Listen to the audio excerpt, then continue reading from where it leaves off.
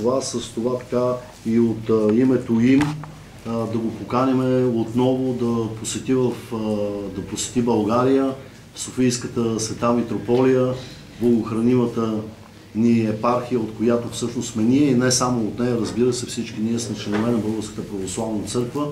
Искаме да му кажем, че ние го чувстваме като наш духовен отец, който обгрижва и нас с своите наистина дълбоки размисли и сме благодарни, че имаме такива епископи отговорни в служението си, които да бъдат примери за нас, които да ни водят наистина по пътя към Христос и му пожелаваме от всички нас, от името на многобройната Българска православна църква, от смирените и чада, дълголетие и да продължава все така дързновено да служи на Бога и да отправя своите молитви и за нас.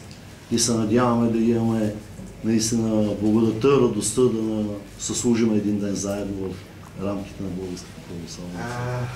Compartilhar planos milai apollos mas, tele pale na Eucaristice. Minha acomifora na Pia e Agape po economis que po pulvericol lao na Eucaristice αυτό που έχετε γράψει στα βιβλία επειδή σας νιώθουμε πολύ κοντά με τα λόγια, με αυτό που μας δίνουν τα βιβλία σας και να σας προσκαλέσουμε ακόμα μια φορά να έρθετε στη Βουλγαρία, στη Αρά Μητρόπολη Σόφιας, να είστε μια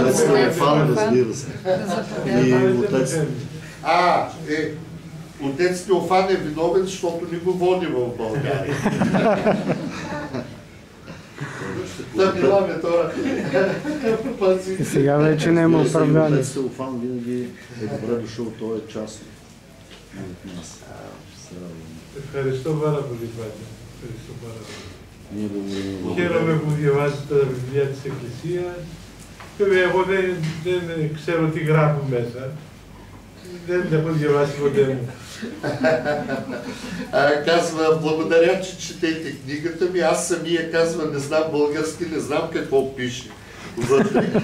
Но благодаря, че ги четете. И не само книгата на Дядо Владика четеме, има няколко български сайта, които са превели негови проповеди от служби, негови слова, беседи, които виждаме дълбоко и така искрена вяра в словата на светите отци, в примера, който имаме от тях и в самия Господ Исус Христос и Света Богородица. И един такъв разказ на мен ми направи много голямо впечатление. Той беше за чудотворното пренасене на иконата на Света Богородица, която е кипърска, в Зографският манастир.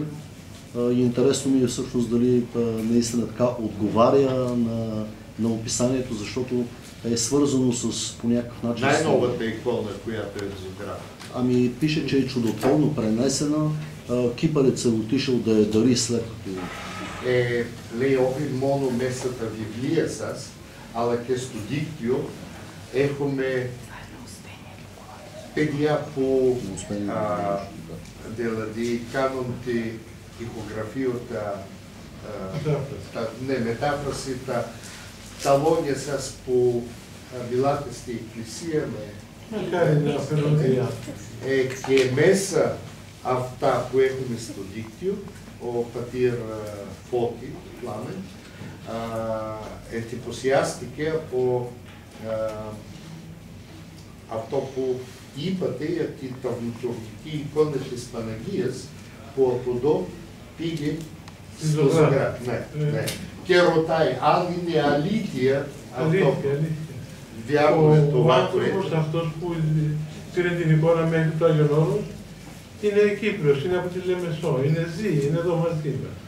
Човека, който носи иконата от Кипър в Зограф, в Свети Великомъченик Георги в нашия манастир, той не е само и кипърец, той е от Лимасол и той е жив човек, т.е. жив и здрав, да. Καλό να τον βλέπατε, αν θέλετε να δείτε.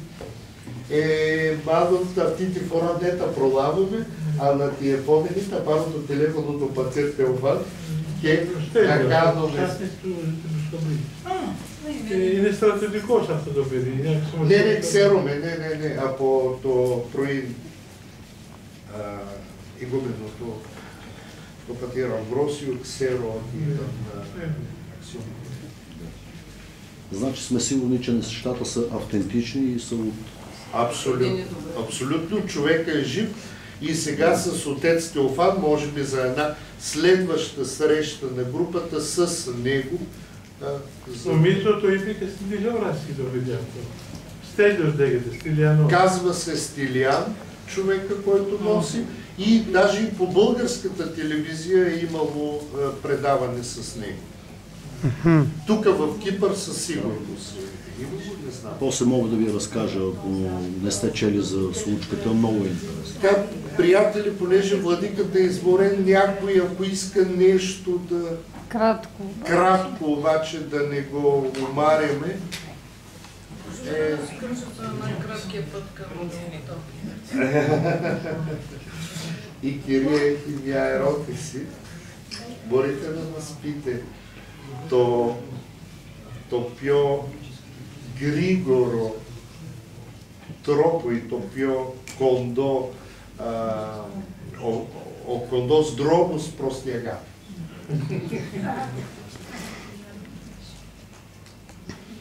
Δεν υπάρχουν κοντοί και μακρύ δρόμοι. Няма къси или дълги пътища. Αρχίζουμε τον δρόμο ταπεινά και ο Θεός θα μας οδηγήσει σιγά σιγά εκεί που πρέπει. Започваме пътя със смирение и Господ е този, който ще ни насочва там, където трябва. Като спазваме заповедите на Господ, да живеем в църквата, вътре в светите таинства на църквата, да изповядваме своите грехове и грешките си, и Господ сам ще ни заведе там, където трябва.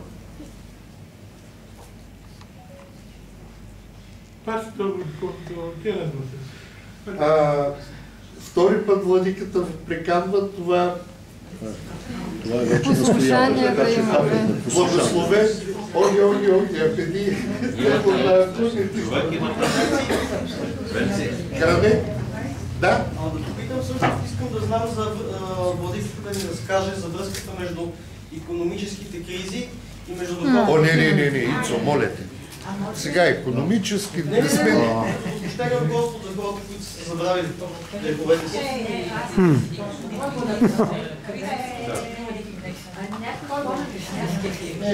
Вече има друг въпрос.